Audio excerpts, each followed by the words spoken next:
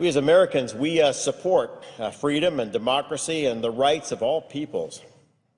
But as Gaza taught us in 2006, free elections by themselves do not make up a democracy.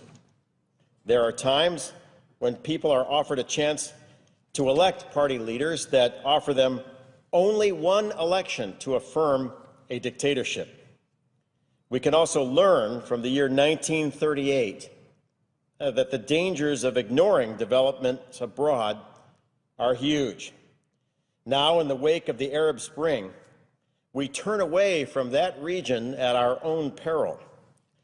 Now, on November 28th, the first stage of the Egyptian elections began, which will inaugurate a new electoral system forming a bicameral legislature. This first stage determines about 30% of 498 seats for the government's lower chamber called the People's Assembly. Before Egyptians arrived at the polls, protesters filled Tahrir Square in Cairo, and as a result, over 40 Egyptians were killed.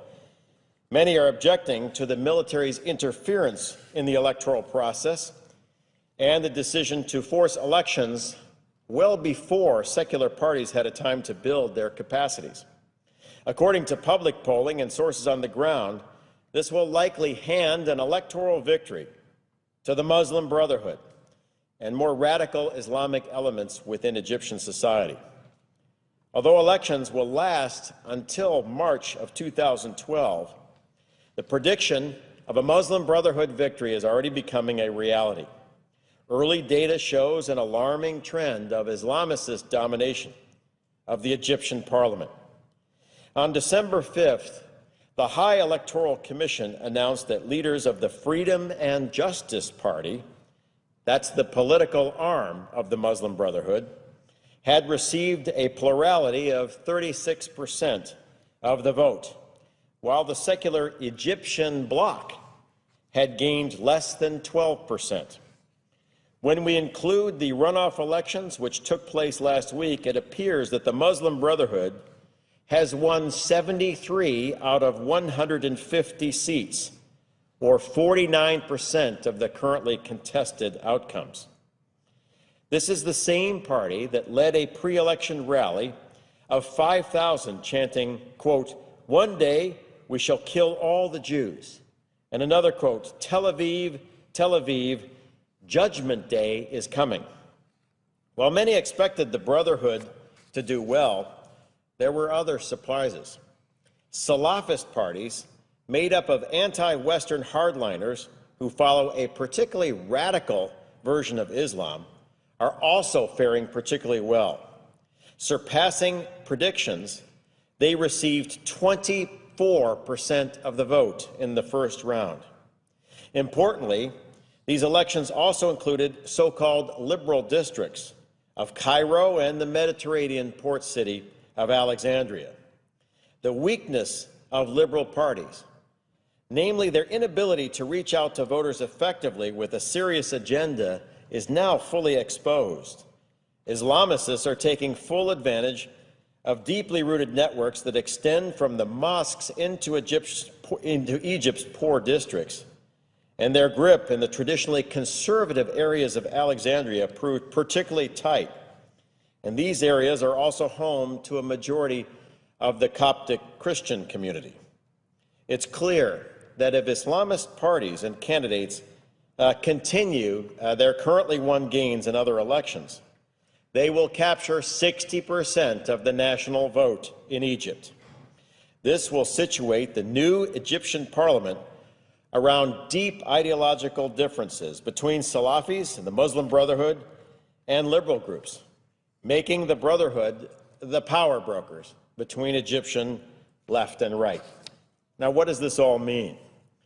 By January, the United States could face an Egypt defined by a hatred of Israel and many of the freedoms we hold dear: a freedom of expression, of women's rights, the right to practice any religion. This Egypt counts Iran as a friend and poses a threat to the Camp David peace accords, which have served as the cornerstone for Egypt's strategic position for 30 years. Do we expect that an Islamist-led Egypt will prevent weapons from arriving in the hands of Hamas? Will an Islamist-led Egypt help preserve a free South Sudan? Will an Islamist-led Egypt act to protect Coptic Christians, who make up about 10% of Egypt? Or will we see continued violences, like we saw on October 9th in Mazapro, which killed 27 civilians and injured hundreds? Will an Islamist-led Egypt do what we expect with more than $1 billion of U.S. foreign assistance? Will they continue to share intelligence and to work against terrorism? These are all questions that may become critical issues for the national security of the United States very shortly. All of this instability prevents foreign investment and tourism that would help the Egyptian economy. The IMF has forecasted a little over 1% growth for the Egyptian economy next year. They said inflation will top at 11%, while almost 12% of Egyptians will be out of work. Recently, the Egyptian pound traded at its lowest level against the dollar in 7 years. This time last year, the region was on the threshold of exciting change, but today Egypt sits instead on the threshold of a very dangerous path. The United States, and especially our State Department in particular, should do what it can to keep Egypt attached to peace and good relations with the West. The United States is now on the verge of a historic defeat and reversal of American interests in Egypt. Currently, if there is an Obama administration plan for handling a new Islamist Egypt that rejects peace with Israel and allies with Iran, I don't know it. And I don't know if anyone does. We must keep our finger on the pulse of this process. Liberal voices in Egypt must work to preserve the democratic goals of the January Revolution. Recently, I had the privilege of meeting some of Egypt's best and brightest young liberal leaders. They'd like to build a free Egypt that respects women's rights and religious minorities and the rule of law. I was encouraged in meeting with them, but only hope that the coming election is not like a 1930s election in Germany, where people in Egypt are given one choice: to affirm a dictatorship, and then that is the end.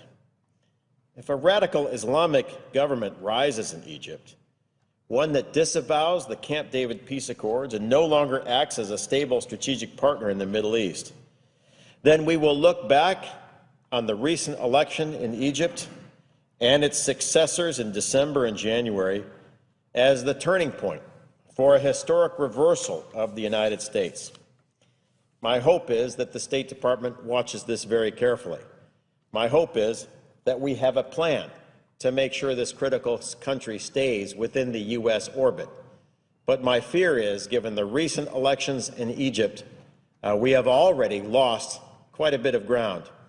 And if current trends continue, then by the middle of next year, we will have a Muslim Brotherhood government in command of the Suez Canal, in charge of Cairo, the second center of learning in the Arab world, along the border of our Israeli allies, friendly to Hamas, friendly to Iran, and hostile to Europe and the United States. And my hope is, over the holidays, we work very hard and diligently with our allies, and especially liberal forces in Egypt, to make sure that that reversal doesn't happen. And with that, Mr. President, I yield back.